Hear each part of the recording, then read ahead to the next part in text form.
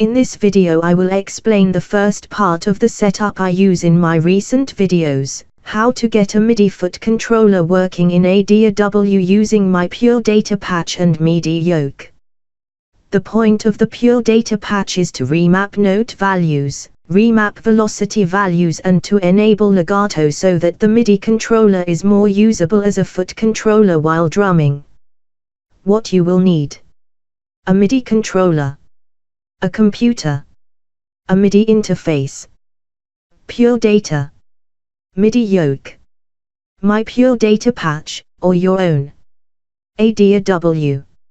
I am using FL Studio. Overview. You will connect your MIDI controller into your MIDI interface. You will set Pure Data to receive the MIDI data going into the interface. The Pure Data patch will alter that MIDI data and send it out to MIDI Yoke. You will then feed that MIDI data from MIDI Yoke into your D.A.W and use it to make sounds. 1. Initial setup. Install MIDI Yoke, Pure Data and any D.A.W you wish. Links are in the video description. 2. The MIDI controller. Any MIDI controller should work. Here I am using one that I built myself using a YouTube tutorial by Notes and Volts. There is a link to that tutorial in the video description and I recommend subscribing to his channel and supporting him on Patreon.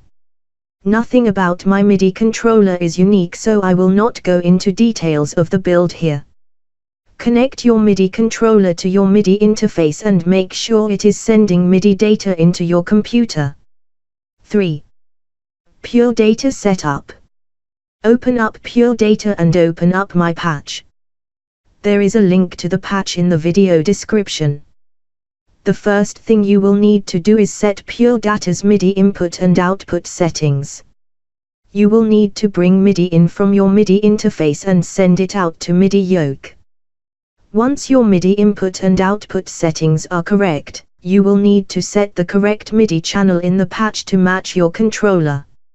Mine is set to transmit MIDI on channel 1. 4.